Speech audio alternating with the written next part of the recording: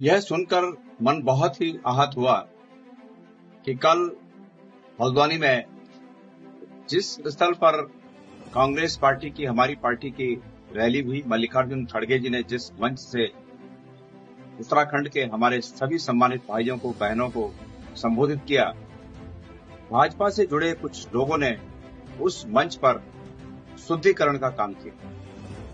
मंत्रोच्चार के साथ किया गया ये शुद्धिकरण का कार्य वास्तविक रूप में ये मानवता के विपरीत है।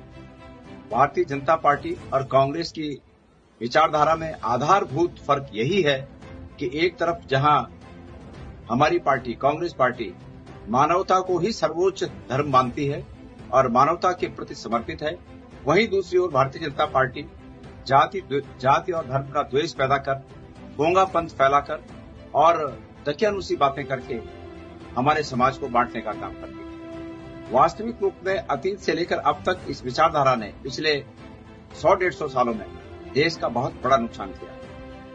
मैं नैनीताल के एसएसपी को उनके फर्ज को याद दिलाना चाहता हूं कि ऐसे में जबकि हमारे राष्ट्रीय नेता खड़गे जी एक बड़े नेता हैं, राज्यसभा में विपक्ष के नेता हैं और दलित वर्ग से आते हैं, ऐसे में भाजपा के लोगों द्वारा किया गया ये तौहीन, ये जातिगत भेदभाव, क्या उनके द्वारा जो पठित कानून है उसके अंतर्गत दंडनीय नहीं है? मैं उनसे पूछना चाहता हूं।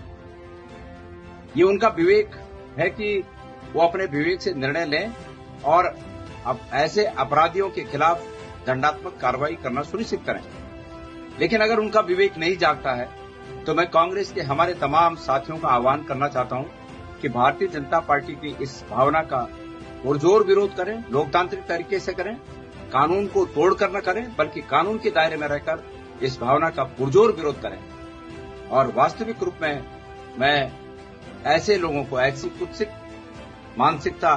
मानसिकता के लोगों को ये कहना चाहता हूं कि यदि ऐसी ही भावना देश में पिछले 75 साल से राज करती, साइंटिफिक टेम्परामेंट अगर उस समय के हमारे नेताओं के दिलो दिमाग में नहीं होता और यही सब बातें होती, तो निश्चित रूप में आज जिन देशों को विकसित कहलाने के लिए और 200-300 साल इंतजार करना पड़ेगा, ऐसी देशों की श्रेणी में हम भी होते हैं।